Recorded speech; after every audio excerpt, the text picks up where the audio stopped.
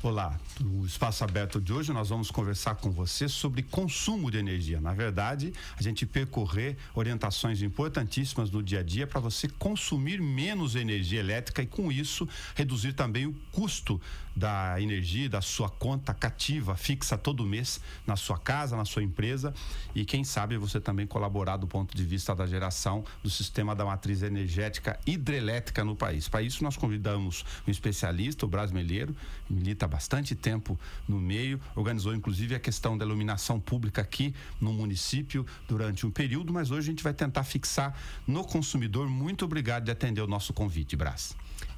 Nelson, eu que agradeço esse trabalho que vocês estão fazendo, que é de utilidade pública. E um aspecto importante quando se fala economia, né, de energia, você economiza o meio ambiente. Então isso não tem condição de dissociar consumo de energia com o meio ambiente. Toda forma de gerar energia agride, custa caro e agride o meio ambiente. Vamos tentar passar alguns dos conceitos aqui. Primeiro, a gente entender essa questão das bandeiras. Eu já conversei antes de gravar com você com vários consumidores no dia a dia para saber se eles sabem quais são esses conceitos que definem quando vem a conta amarela, verde, vermelha e, portanto, mais cara. As pessoas olham muito para a fatura, o valor que se cobra, mas não necessariamente conseguem entender, inclusive, a composição da tua fatura de energia elétrica. O que você está falando é totalmente correto. As bandeiras, elas foram instituídas em maio de 2015. Foram instituídas exatamente em maio, porque que é o mês de maio, pode ver que os aumentos de energia sempre acontecem em abril, maio, exatamente porque é o período menos chuvoso. E nós dependemos muito das hidrelétricas. E com isso, quando foi instituído em 2015, foi exatamente nos períodos em que vai ter menos, as bacias hidrográficas, como eu disse, vai ter menos águas para gerar. Então, é uma forma de tentar convencer o consumidor, o cliente, a gastar menos energia. Energia no sistema hidrelétrico é algo que não se armazena. Exatamente. Aí tem a questão dos níveis de água, dos índices de chuva que interferem diretamente nisso. Exatamente. As represas não são aquilo que a gente gostaria que fosse e nem pode ser, porque cada vez que você faz uma represa, você está agredindo o meio ambiente, você vai desmatar, etc. Tal. Então, esse é exatamente o que você falou. Então, por isso essas bandeiras foram instituídas. O próprio nome bandeira é para dar uma sinalização de que alguma coisa está diferente. E elas foram utilizadas as 3 cores usadas nos nossos semáforos, né? Pode ver, né? Do ponto de vista econômico, as 3 cores que é usada no semáforo, elas indicam pagar mais caro, só para as pessoas entenderem, né? Exatamente. Quando está a bandeira verde, não se paga nenhum acréscimo. Quando se paga amarela, se paga um acréscimo. No caso, nós vamos ter agora, no mês de julho, já foi instituído que vai ter a bandeira.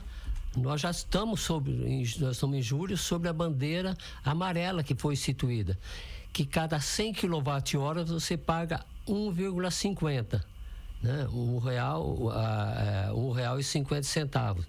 Então, elas foram instituídas com essa ideia. Já que eu comecei pelas bandeiras, já vou passar para a questão da composição dos custos, para depois a gente ver como a gente pode minimizar e reduzir custos, sobretudo na casa das pessoas. Boa parte da fatura de energia, aliás, a maior parte do bolo dela é do nosso cliente mais gastador, que é o governo, é o setor público.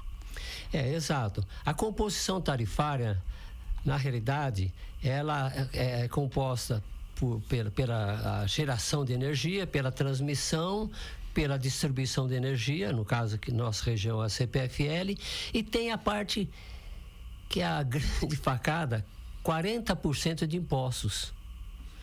Na realidade, nessa composição, se a gente for ver, sobra só 26% para concessionária de energia elétrica. Entendi. Nesse caso, todas aquelas siglas que vêm na fatura que compõem esses custos que a gente não domina no dia a dia. São letras bem pequenininhas, mas é isso. Outro aspecto importante que você está levantando. Só deixa eu fazer um comparativo. Claro. Quando você vai abastecer o veículo, enche o tanque, você sabe quanto gastou. E o consumo você vai controlando pelo aparelho que existe no carro para você ver o consumo. Energia não. Você primeiro consome e depois paga. Aí que vem o descuido. Num veículo, se você vê que está que está baixando e você está precisando economizar gasolina, você procura algum expediente. Você acelera menos, anda mais devagar, usa alguns expedientes. Faz uma caminhada, se for o caso. Faz uma caminhada, se for o caso. Isso, bem lembrado. Em vez de ir de carro, você vai a pé, né? Você consome a sua energia e não do veículo. Eletricidade não. Eletricidade, você sai de um ambiente, você deixa a luz acesa. Como regra, é isso. Eu vou voltar daqui a pouco. É a mesma coisa se você sair, esse comparativo com o carro, a mesma coisa que você saísse do carro, fosse a um supermercado e deixasse o carro ligado. Aí você já entrou numa questão muito importante do nosso comportamento cultural dentro de casa. Então vamos começar para pequenos hábitos, para as pessoas entenderem. Não que as pessoas não saibam, mas vamos tratar de coisas aqui que boa parte das pessoas não cuidam. Que peso tem ao longo do tempo você deixar aparelhos ligados, mesmo em stand-by, lâmpadas? Esqueci. Você está, eu sei que a relação é automática, óbvia aqui, você está pagando por um consumo de energia que não está sendo utilizado. Isso. O stand-by que a gente deixa na geladeira, deixa no micro-ondas, você deixa DVD para quem tem ainda. DVD para quem tem ainda. E nos diversos aparelhos que você tem em casa que tem stand-by, ele é uma energia passiva, vamos dizer assim. É uma energia que você não está utilizando naquele momento. Por isso que a gente chama de energia passiva. Também é chamada de vampiro, porque ele suga. E você não está percebendo. Ele vai te sugando e você não vai estar percebendo. Aí a pessoa fala, mas é só uma lâmpadazinha do monitor do TV lá. Mas está consumindo energia. Está consumindo. Aí é você analisar. Por exemplo, quando você vai fazer não vou dizer, às vezes no dia a dia, uma televisão que você vai voltar de 10 minutos, você ir lá e desligar a televisão. Não é o caso, não estou querendo dizer isso. Mas quando você vai fazer uma viagem, né? Quando você vai se ausentar por alguns dias, às vezes você vai sair de manhã e volta. Tem gente que sai de casa de manhã e só volta à noite. Sim. Naquele período é grande, representa bastante. É isso então, que é o ponto. Boa parte dos brasileiros trabalham, pais e mães, fora de casa e não tem o hábito cultural de desligar cedo esses aparelhos, mesmo stand-by. Exatamente, mesmo stand-by, né? Como nós só repetindo, um micro-ondas, por exemplo, e televisão são os mais convencionais que a gente deixa em stand-by. Vamos incluir vamos incluir as pessoas que dormem com aparelhos ligados. Deixa no quarto ligado. Exatamente. Então é uma questão de uso e costume. Dentro disso que a gente comentou do combustível também, essa analogia, essa metáfora com o consumo de combustível, que a gente só olha a conta. Quando a gente olha a conta, você mesmo fez um comentário agora há pouco, que tem algumas letrinhas pequenininhas ali que você não tem, que não sabem o significado. Não sabe, talvez fosse interessante no aspecto político alguém mexer isso realmente para poder deixar mais claro, talvez menos informações, mas mais claro, mais evidente. Isso eu falo porque eu trabalhei muito tempo no setor elétrico, de onde eu sou aposentado, né? E a gente sempre via que a pessoa sempre reclama do valor da conta. Não tem o hábito de ver o quanto consome. E o sistema de contas, para aproveitar isso brasileiro, ele trabalha lá as tarifas sociais, um percentual muito pequenininho de quilowatts, e depois um intervalo aí comum daqueles que usam, assim, sem muitas coisas, a maior parte dos lares brasileiros, mas a faixa de corte para o aumento de preço por segmentos de consumo é bastante reduzido. É muito difícil você gastar só 100 kW no mês. É isso que eu estou querendo dizer. Aí vocês passam para 150, 200, o preço é muito diferente. Exatamente. Porque o sistema tarifário, ele procura facilitar para quem consome menos energia, mas isso não quer dizer que a pessoa deva gastar excessivamente, né? Estudos sempre mostraram que uma pessoa, sem fazer nenhum curso, sem receber nenhuma orientação, simplesmente aquilo, utilizar a energia, pagar a energia que precisa. Só aquela que você usa. Só aquela que você precisa usar. Ninguém está falando de uma casa que tem escada, a pessoa descer no escuro. Não é isso. Ninguém fala para a pessoa, vai, por exemplo, tá no quarto, vai no banheiro ali perto e às vezes fala, vou apagar a luz esse tempo. Só que vai no quarto, vai no banheiro, depois vai na sala e larga as 3 ligadas, não dá. Aí no final... Você colocou certinho. Aí tem o somatório. Fala, eu vou voltar, eu vou só ali e depois volto. Então, esse aspecto, se a pessoa comportalmente só pagar a energia que ela usa, ela reduziria, o estudo mostra que ela reduziria 20%, ela consegue se auto-administrando 20%. Só aproveitando, falando um conceito básico de economia de energia. A energia tem são as 3 formas, não existe outras. No projeto, nos equipamentos e a forma de utilização. Não existe outra. Então, quando a pessoa vai fazer um aumento na sua casa, ou quando vai fazer sua casa, se ela fizer um projeto bem feito, colocando fios adequados, contratando profissionais adequados, porque a energia é complicado, porque você não vê. Então você vai pelo preço... Se fizer uma rede subdimensionada de cabos, acabou. De fios já tem problema. Tem problema. Então você contrata o profissional que vai te colocar mais barato e te apresenta uma relação de materiais que vai o menor custo. Mas isso é uma situação enganosa. E a questão que você lembrou de fiação adequado, por exemplo, quem vai colocar um ar-condicionado na sua casa tem que analisar a sua rede. Se ela está adequada para receber aquele equipamento. Sim. Senão, ele vai gastar muito mais do que ele gastaria. Porque existe a perda de energia. Ele vai se transformar em calor.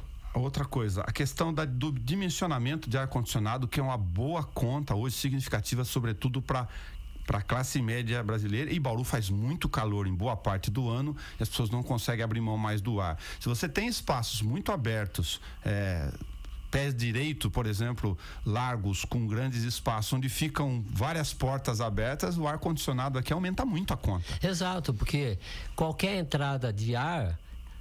É como na geladeira. Quando você abre a geladeira, você introduz um ar quente num ambiente frio. A mesma coisa, é a mesma que acontece com o ar-condicionado. Se você está introduzindo, está deixando entrar algum ar, tem algum, como você mesmo disse, uma porta aberta, uma janela aberta, um ambiente que tenha... Introduzindo sol, por exemplo, existe uma vidraça sem uma cortina que faz introduzir retenção de calor, enfim, tudo que vai ser contra a atividade do ar condicionado, né? Exatamente, vai encarecer, ele vai fazer com que ele trabalhe. Isso mesmo no carro, né? É assim. Percorrer os outros ambientes e hábitos culturais aqui. A gente falou de geladeira, consumo, a questão da casa, instalações, os aparelhos stand-by, o ar-condicionado, a área de serviço, o ferro de passar e a máquina de lavar roupa. Conversar para aqueles que têm as suas auxiliares, os seus auxiliares em casa, para que dimensione isso. Eu fui consertar, enfim, fazer uma revisão na lava-roupa em casa e o técnico chegou lá, tinha uma pouquinha quantidade de roupa só. Ele falou, você vai bater a roupa do jeito que está aqui com essa quantidade? Eu falei, não, tá esperando juntar. Ele falou, bom. Porque a energia que se gasta para fazer isso aqui, que tinha 10% do equivalente do volume dentro da máquina, é igual, segundo ele, a você estar com ela na capacidade cheia para que ela foi dimensionada. O que ele falou, essa orientação, né? É corretíssima. Inclusive, para próprio passar roupa, quando você liga o ferro, é lógico que os ferros hoje são automáticos, tem uma série de fatores que facilitam com que ele chegue depois de determinado tempo, ele faz uma manutenção de calor, ele faz manutenção. Mas o importante é você, da mesma forma que a máquina lavar roupa, é também juntar o máximo de roupa para que o ferro não fique depois esquentando o ar, né? Ele deixe da função dele principal para começar a esquentar o ar. Nos dois exemplos, a questão de acumular nas roupas, uma para lavar, fazer todo o volume, e no outro para passar. A mesma coisa. Outro aspecto importante nas residências é a parte da iluminação. Iluminação, e estudos feitos também mostram que a iluminação numa residência, a gente comentou aquele aspecto de sair do ambiente, etc. tal. Mas dentro daquilo que a gente falou, das 3 formas de economizar energia no projeto, no equipamento e a forma de utilização, a lâmpada é um equipamento. Então, é um equipamento, quanto menor a capacidade da lâmpada que você puder colocar e o tipo de lâmpada. Hoje as lâmpadas LED, pra você ter uma ideia, uma lâmpada... Você fala a capacidade de lumens dela, de luminosidade? A capacidade... O tipo. Por exemplo, uma lâmpada de 60 watts incandescente, que quase não está sendo utilizado mais, se você substituísse uma lâmpada incandescente de 60 watts, você poderia colocar uma de 9 watts LED. Essa é uma questão importantíssima. As pessoas ainda criticam muito o custo da lâmpada LED, mas realmente ela ilumina muito mais, com menos capacidade de luminosidade, nessa proporção que você está falando, e no tempo ela gasta muito menos também? Gasta menos, e ela tem o detalhe. A lâmpada, se você instala uma lâmpada de 60 watts, que ela para durar 1000 horas, quando ela tem 500 horas de uso, vamos supor, 2, 3 meses, a lâmpada já vai perdendo a capacidade de iluminar. Ela vai ficando murchinha. Tá. Vai ficando amarelada, que a gente fala. Mas gasta a mesma coisa nesse período? Gasta a mesma coisa, consome a mesma coisa e ilumina menos. Porque ela transforma a lâmpada incandescente, mesmo as lâmpadas fluorescentes, ela transforma a eletricidade que ela recebe, os elétrons que ela recebe para transformar em eletricidade, ela produz mais calor do que luz. Entendi. Ao contrário que a LED. A LED gasta por volta dependendo da marca, do fabricante e tal, mas por volta de 90% é luz, 10% calor. Uma lâmpada incandescente é o contrário. Entendi. É 80% de calor e 20% de luz. Você sugeriria que numa residência habitual, comum, hein, com alguns cômodos, sala, cozinha, 2 quartos, um banheiro, de que as pessoas fizessem um planejamento para substituição todas para readequação por LED com menor luminosidade, com maior sensação de luminosidade nas casas, para gastar menos no tempo? Com certeza. É lógico que quando você vai comprar, você tem que pedir orientação e os comerciantes estão preparados para isso. Também para te falar, eu tô com uma lâmpada tal fluorescente na minha casa, eu quero colocar tal de LED, ele vai te orientar. Outro aspecto importante é que lâmpada de LED tem também lâmpada amarela e lâmpada branca. Ok.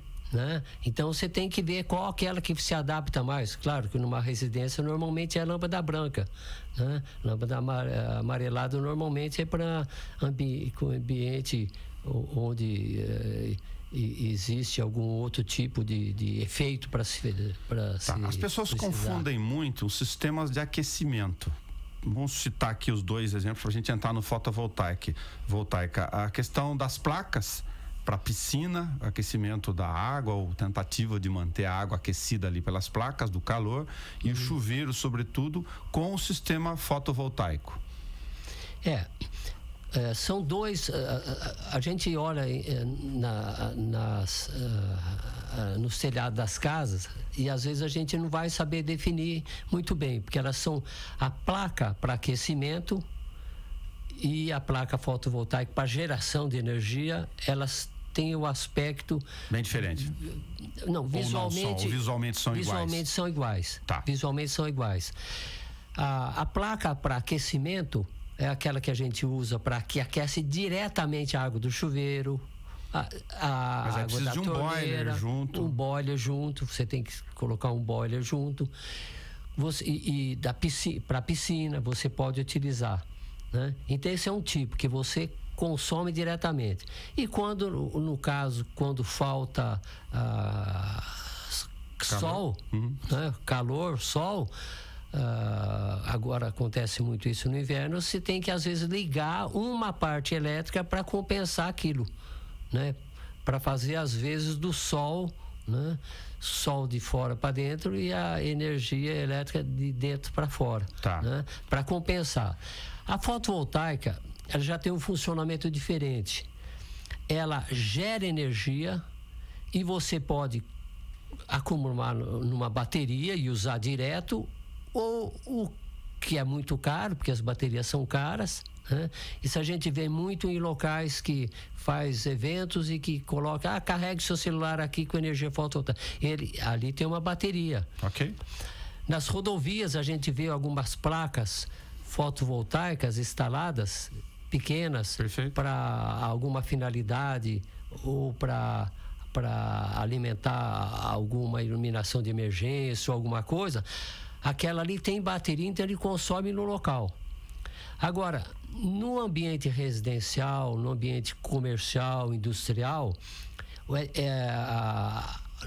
o normal é ser o contrário. Você gera energia e manda para a rede da CPFL. Gero do calor também, com placas também. Com placas também, através do sol. Certo, mas não é para consumir de imediato, que nem no aquecimento do chuveiro e da piscina. Eu costumo dizer, você planta sol e colhe luz.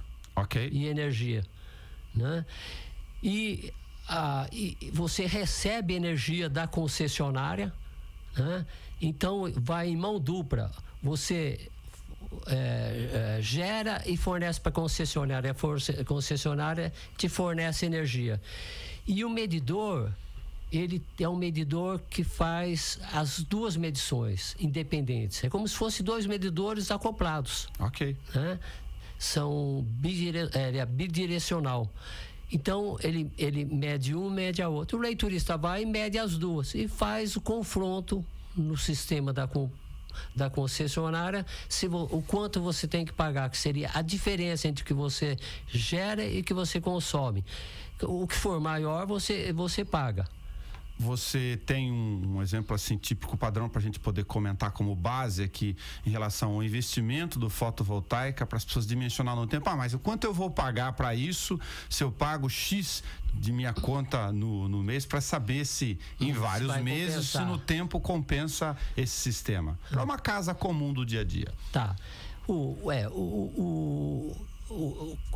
Esse aspecto, inclusive, estão surgindo várias empresas em Bauru, que trabalham ou são empresas de Bauru ou que tem algum ponto de comercialização na cidade. E também tem o aspecto que o tipo de material que utilizam. Tem material que apesar do material todo vir, mas são montados aqui no Brasil, e tem material que vem direto fora. Okay. Então, eu estou falando isso aí, que isso aí diferencia muito o custo. E cada dia que passa, está diminuindo, porque está falando que está em franco desenvolvimento a indústria nacional para energia solar, fotovoltaica, isso, em relação à comparação com o que tem disponível no mercado já estabelecido de importação. Exatamente. Então, eu tenho dificuldade de estipular valores. Tá. Porque o que eu falo hoje não tem. Mas então o raciocínio compensa no tempo? Compensa no tempo. Compensa no tempo. Né? Segundo especialistas, né, inclusive recentemente foi ter uma publicação do Jornal da Cidade, né? comenta que se você uma residência que gasta 200 kWh, parece que foi o comparativo que ela fez, gastaria por volta de R$10 mil, né? O retorno disso, o estimado é que se ocorra em 5 anos e meio. Ok.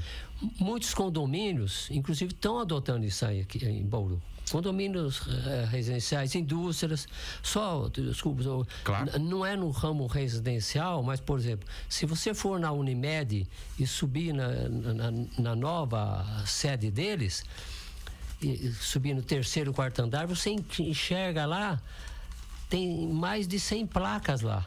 Consumidores de grande potencial, vale a pena. E tem a Unip, eu sei que instalou também. Então, tem vários fatores. Brás, tem uma série de questões, a gente quis repassar com você pelo menos os principais pontos e agradece muito você ter vindo aqui na rádio e na TV Câmara e também para o YouTube, que a gente fala de interatividade, que é gastar uma energia só para os 3 meios de comunicação aqui para esse material de prestação de serviço, utilidade pública sobretudo. Eu que agradeço, Nelson, por essa visão que vocês têm de procurar ajudar a comunidade, né? Que realmente, vou frisar novamente, gerar energia, agride meio ambiente e custa caro. Vou acrescentar um último ponto aqui. O custo da energia é maior no horário de pico, para a gente não esquecer de citar. Então, você evitar de tomar banho entre 18 e 21 horas, é isso? Significa pagar mais barato? Tá correto o raciocínio? Não. Ou não é esse? Isso aí é caso você optar por... Existe uma outra bandeira branca, né? Que é disponível para o consumidor. Que é disponível por opção. Se não, normalmente qualquer horário você paga a mesma coisa. Mas você tem a disponibilidade, então, no sistema elétrico brasileiro de você optar sim, por essa alternativa. Você pode optar pela tarifa branca, né? Que ela dá a condição de que você tenha custos de energia em horários diferentes, né? E o horário de pico das 18 às 21 horas. Porque é o horário onde as pessoas estão de volta para casa, maior volume, então teoricamente maior consumo. Teórico não, na prática maior consumo. Só rapidamente falando aqui, é questão, por isso que existe horário de verão, que eu sou favorável e dava economia, pelo menos eu sempre medi isso, pode ter, hoje dá um pouco menos mal, e até me causou perplexidade do governo de sopetão chegar e falar que vai parar o horário de verão sem uma justificativa maior. Tá? Obrigado. Muito obrigado. E para você que nos acompanhou, se você for tomar banho e tiver o hábito de fazer a barba embaixo do chuveiro ou se depilar no chuveiro, para homens e mulheres, nos 2 casos, ou outro tipo de comportamento, ficar ouvindo música durante muito tempo, ou seja, banhos longos significa gastar mais energia se não tiver o sistema de placas lá. Correto. Muito obrigado. Você pode assistir esse programa a hora que você quiser, também na página da TV Câmara no YouTube. Obrigado para você que nos acompanhou, junto com o Rafael Marobo e a Carol Garcia, no 93,9 FM e também nos canais 10 da NET e 31.3 UHF digital. Até o nosso próximo Espaço Aberto.